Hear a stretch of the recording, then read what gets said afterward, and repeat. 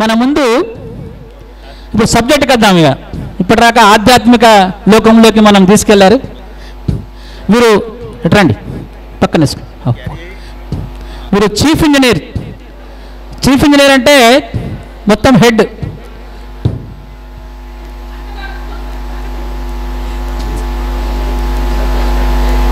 Linking of reverse అంటే నదులని అనుసంధానం చేయడం. అది ఎప్పటిదో కోరిక, వాజ్పేయి గారు ఉన్నప్పటి నుంచి మన కోరిక. అది అప్పటి నుంచి నడుస్తుంది. ఈ మధ్యలో ఇవన్నీ చూస్తున్నాం ఒకటొకటి. వారు దానికి సంబంధించిన విషయంలో మనకు ఏం జరుగుతున్నది, ఎలా జరగాలి, ఇంకా రాష్ట్ర ప్రభుత్వాలు కూడా సహకరించి ఈ యొక్క కార్యక్రమాన్ని కేంద్ర ప్రభుత్వం చేస్తున్నటువంటి లింకింగ్ ఆఫ్ రివర్స్ బ్రహ్మపుత్ర నుంచి కావేరీ వరకు కొన్ని చోట్ల అధిక వరదలు వస్తున్నాయి. బ్రహ్మపుత్రలో అయితే చాలామంది నిరాశ్రలు అవుతున్నారు. అట్లే నీళ్లు లేక చాలామంది చెన్నై లోపల కర్ణాటకలో బస్సులు గాలబెట్టారు. కొట్లాట కర్ణాటక వర్సెస్ చెన్నై నీళ్ళ గురించి, జల జగడాలు. సో ఇవన్నీ జరగకుండా ఉండాలంటే నీళ్ళు ఎక్కువ ఉన్న కాడి నుంచి నీళ్లు తక్కువ ఉన్న కాడికి లింకింగ్ చేయాలి. నేషనల్ గ్రిడ్ లాగా, పవర్ గ్రిడ్ లాగా వాటర్ గ్రిడ్ కూడా ఫామ్ కావాలి. సో అలా ఆ సెంట్రల్ గవర్నమెంట్ ఏదైతే చేస్తుందో దానికి సంబంధించినటువంటి లేటెస్ట్ మనకి వివరాలు మనకు అందిస్తారు. మోయింజా మార్కెట్లో వారి ఆఫీసు దేవేంద్రరావు గారు, వారిది ఇక్కడే పర్కాల వాస్తవ్యులు వారు, మొగుళ్ళపల్లి.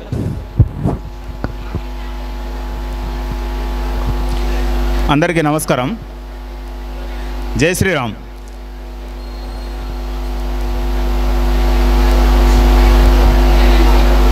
పడ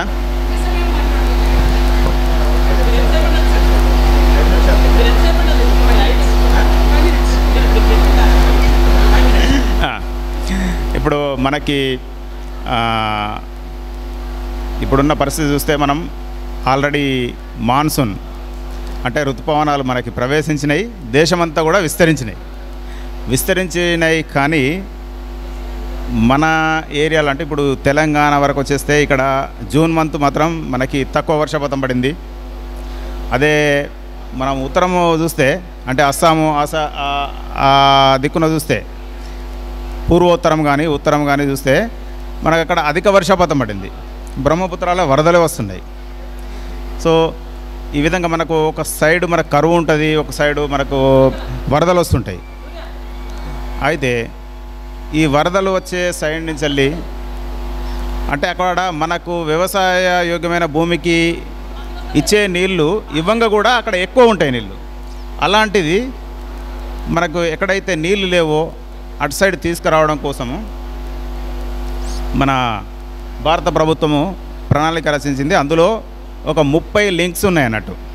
30 లింక్స్లో ఒక 14 అంటే హిమాలయన్ రివర్సు అంటే అది బ్రహ్మపుత్ర, గంగా, దెన్ గంగా యొక్క ఉపనదులు అంటే యమున, తర్వాత గండకి, కోసి ఇలాంటివన్నీ ఏవైతే ఉన్నాయో వీటిని కలుపుతూ మన సరస్వతి నది కూడా అంటే వెస్టర్న్ సైడ్ తీసుకుపోవడానికి కూడా రాజస్థాన్ సైడు ఇవి 14 లింకులు ఉన్నాయి. వీటిని హిమాలయన్ లింక్స్ అంటారు.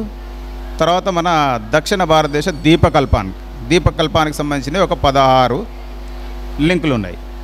అందులో మహానది, గోదావరి, కృష్ణ, తర్వాత పెన్నా, కావేరి, తర్వాత మన ఇంకా దక్షిణ భాగం పోతే వైగై.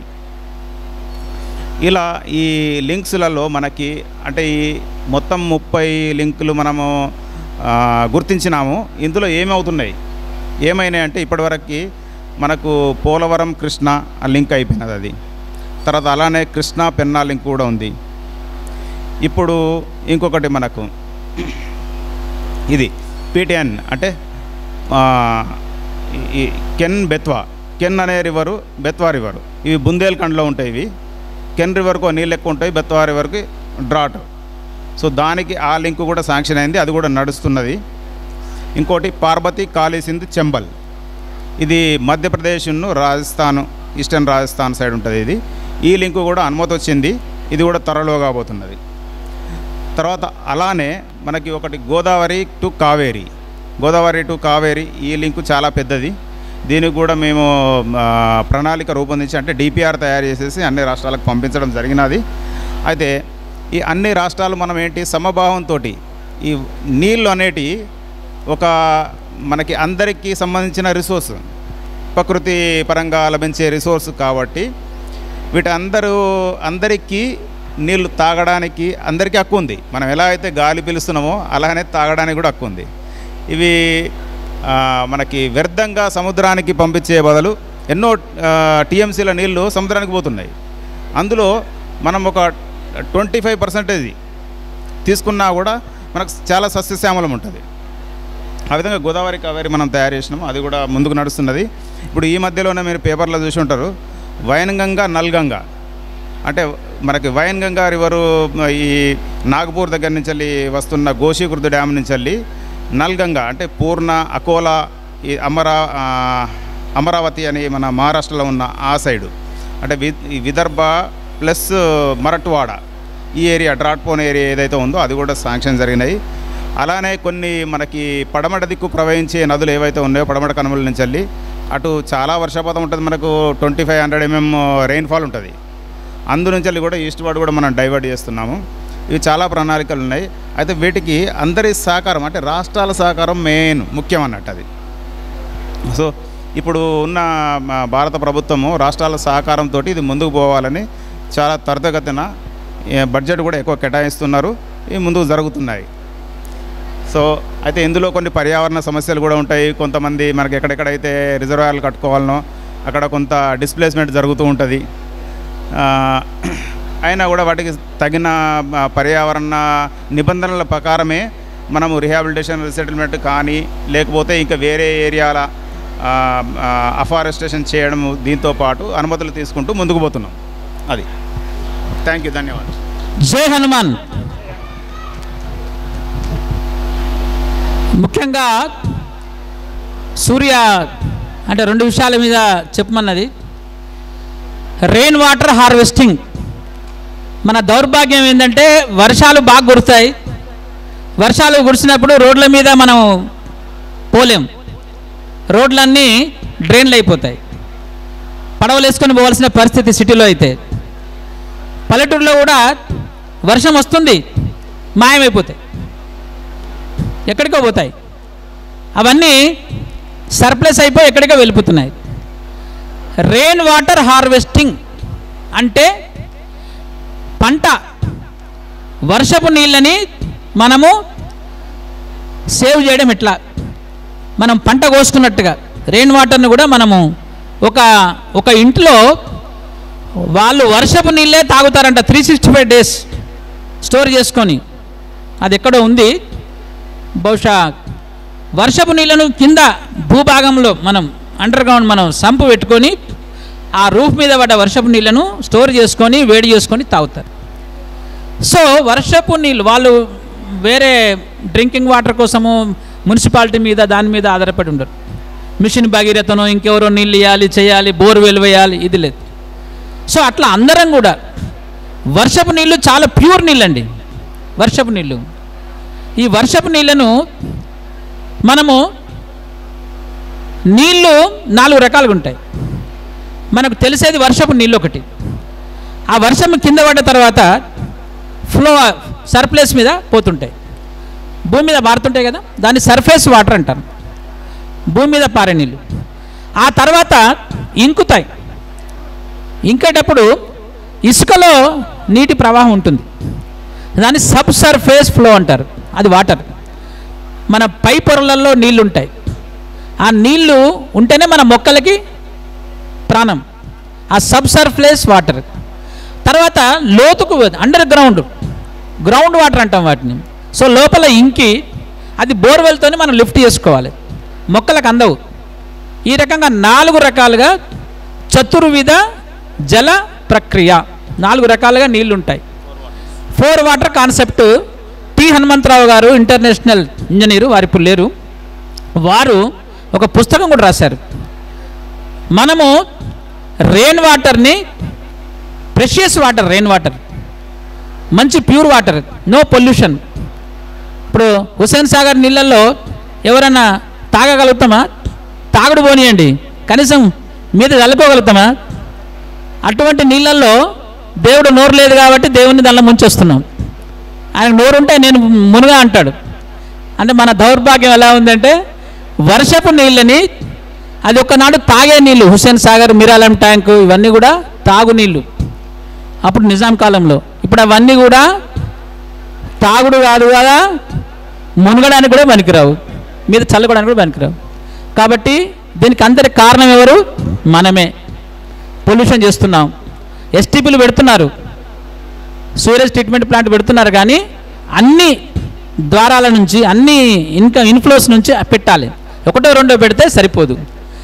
కాబట్టి చాలామంది అధికారంలోకి వచ్చారు, వాళ్ళు కూడా అన్నారు ఒక రూపాయి బిల్లు నేను కనబెట్టేటట్టు చూస్తా అన్నారు.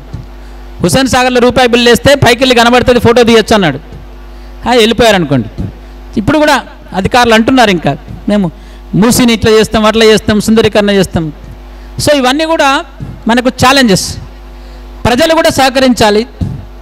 మూసిని ఇప్పుడు నదిని అపవిత్రం చేయకూడదు. అది ఎవరి చేతిలో ఉంది? గవర్నమెంట్కి భయపడి చేయడం మీద కాదు. గవర్నమెంట్కి భయపడతలేరు ఎవరు, పాపానికి భయపడుతున్నారు. మనము పుష్కర స్నానానికి వెళ్ళినప్పుడు అక్కడ అంతా దాంట్లోనే అన్నీ పడేస్తున్నాం, బట్టలు అన్నీ పడేస్తున్నాం, రకరకాల కలుషితం చేస్తున్నాం. నదిని మనము మాత అంటున్నాం, పుష్కరుడు అంటున్నాం, కానీ చేసే పనులన్నీ కూడా కొన్ని చోట్ల శవాలను కూడా దానిలో పడేస్తున్నారు. సో ఇటువంటి వాటి వలన నీరు కలుషితం అవుతుంది, పనికి రాకుండా పోతుంది. నీరున్నది, చాలా నీళ్ళున్నాయి, సముద్రంలో నీళ్ళున్నాయి, ఉప్పు నీళ్ళున్నాయి, ఇక్కడ నదులలో చెరువులలో నీళ్ళున్నాయి, అవేమో పొల్యూటెడ్ అయి ఉన్నాయి. మరి నీళ్ళ కోసము ఓ 20 రూపాయలు ఇస్తే కానీ వాటర్ బాటిల్ కొనుక్కొని పరిస్థితి, మన పరిస్థితి అది, మన దౌర్భాగ్యం. ఒకప్పుడు మెగస్తనీస్ అప్పుడు పాహ్యాన్ అని వచ్చాడంట, మన చైనా అతను. ఒకరింటికి పోయి నీళ్ళు అడిగితే వాళ్ళు నీళ్లు తేలేదంట, చల్ల తీసుకొచ్చి ఇచ్చిందంట. నీళ్ళ కోసం ఇక్కడ అడుక్కోవాల్సిన అవసరం లేదు, ఆ బావిలో తోడుకొని తాగొచ్చు, బకెట్ ఉంటుంది. మేము కూడా తాగేవాళ్ళం చిన్నప్పుడు నీళ్ళ. ఆ రకంగా ఒకప్పుడు నీళ్ళకి బాధ లేదు, కానీ ఇవాళ నీళ్లు రూపాయి ఉంటే 20 రూపాయలు ఉంటే కానీ మనం బాటిల్ కొనుక్కొని పరిస్థితి వాళ్ళు ఉంది. నీళ్ళు అడిగితే ఎవరు ఇయ్యరు కూడా, నీళ్ళు అడిగితే ఉట్టిగా ఎవరు ఇయ్యరు. బాటిల్ కొనుక్కోపో 20 రూపాయలు లేవా అని అడుగుతారు. లేవనుకోండి మనం దాహంతో అక్కడ పడిపోవాల్సింది. కాబట్టి నీళ్ళు అడిగితే చల్ల ఇచ్చినటువంటి రోజులు అవి. నీళ్ళు అడిగితే కనీసం నీళ్ళని ఇద్దాం, ఆ నీళ్ళను మనం కాపాడుకుందాం. రెయిన్ వాటర్ హార్వెస్టింగ్, ప్రతి ఇంటి పర్మిషన్కి రెయిన్ వాటర్ హార్వెస్టింగ్ స్ట్రక్చర్ ఉంటేనే పర్మిషన్ ఇస్తారు. వాళ్ళు ఏం చేస్తారంటే డబ్బులు కట్టించుకుంటారు మనతోని పర్మిషన్ ఇచ్చేటప్పుడు. ఆ రెయిన్ వాటర్ హార్వెస్టింగ్ స్ట్రక్చర్ కడితే ఈ డబ్బులు వాపసిస్తారు. ఏది గృహప్రవేశం మనం ఇల్లు మళ్ళీ తీసుకున్నప్పుడు, టేక్ ఓవర్ చేసినప్పుడు, అంటే కంప్లీట్ అయిన తర్వాత. కానీ దాన్ని కూడా మున్సిపాలిటీ పట్టించుకుంటలేదు. ఆ పైసలన్నీ మున్సిపాలిటీ దగ్గరనే ఉన్నాయి. రెయిన్ వాటర్ హార్వెస్టింగ్ ఎవరు కడతలేరు. మన ఇంట్లో ఖచ్చితంగా రెయిన్ వాటర్ హార్వెస్టింగ్ ఉండాలి అంటే అప్పుడు నీళ్ళు ఏమవుతాయి, దానిలో పడి ఇంకుతాయి, లోపలికి ఇంకి బోర్వెల్స్లో నీళ్ళు పోతాయి, బావులలో నీళ్ళు పోతాయి. ఈ రకంగా గ్రౌండ్ వాటర్ రీఛార్జ్ అవుతుంది. కాబట్టి ఇదందరం కూడా దృష్టిలో పెట్టుకోవాలి. ముఖ్యంగా అర్బన్ ఏరియాలో ఉన్నటువంటి వాళ్ళము, పల్లెటూరులో కూడా రెయిన్ వాటర్ని మనము వేస్ట్గా పోనీయొద్దు. బౌండరీ ట్రెంచెస్, గోట్గారిపల్లి అని ఒక విలేజ్ ఉందండి జహీరాబాద్ దగ్గర. అక్కడ విలేజ్ మొత్తము వాన నీళ్ళు ఒక్క చుక్క కూడా బయటికి పోవు, అక్కడనే ఇంకుతాయి. వాళ్ళు అప్పుడు చేశారు. అప్పుడు ఆ గవర్నమెంట్ లోపల ఒక 50 లక్షలు ఎంతో ఖర్చు పెట్టి 3 పంటలు తీస్తున్నారు వాళ్ళు, అన్ని కూరగాయలు. జహీరాబాద్ దగ్గర గోట్గారిపల్లి నేను వెళ్ళాను, 2 సార్లు వెళ్ళాను. అక్కడ రెయిన్ వాటర్ హార్వెస్టింగ్ చేస్తున్నారు. మిగతా వాళ్ళందరం కూడా, రైతులందరం కూడా, ప్రతి గ్రామ భారతి కార్యకర్త కూడా రెయిన్ వాటర్ హార్వెస్టింగ్ మీద దృష్టి పెట్టాలి. రెయిన్ వాటర్ను ఏదైతే వర్షపు నీళ్ళు పడ్డాయో అవి వేస్ట్గా వెళ్ళిపోవద్దు. మన ఫీల్డ్ బౌండరీ ట్రెంచెస్ అంటారు, అవి తవ్వాలి, ఆ నీళ్ళు అక్కడే ఇంకాలి. అట్లనే కాంటోర్ ట్రెంచెస్ అంటారు, అవి కూడా తవ్వాలి, అక్కడే ఇంకుతాయి. అట్లే స్ట్రీములల్లో చిన్న చిన్న కట్టలు వేయాలి, అడ్డుకట్టలు వేస్తే ఆ అడ్డుకట్టలు కూడా నీళ్ళు ఆపి అక్కడ నీళ్ళు ఇంకేటట్టుగా చేయాలి. మనం ఇంకుడు గుంతలు ఇవి చేయాలి. చేస్తే నీళ్లు, వర్షపు నీళ్లను మనము సేవ్ చేసుకుంటాం. కాబట్టి కరువు రాదు.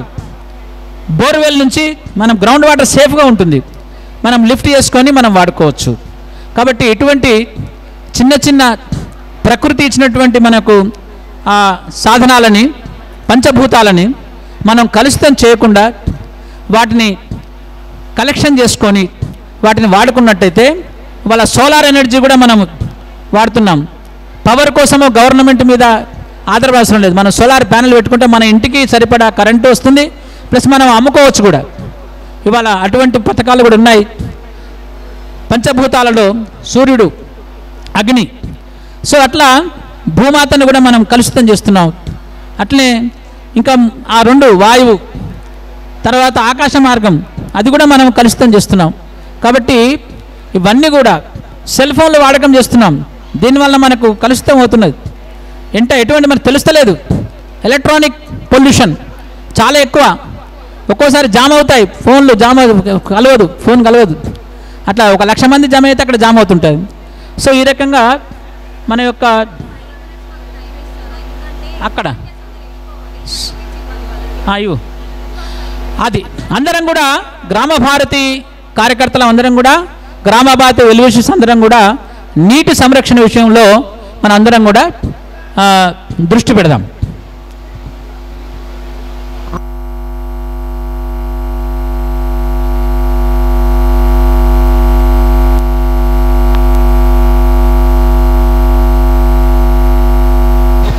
ఒక చిన్న సూచన, మన జియాగూడలో 6,000 ఆవులు ఉన్నాయండి.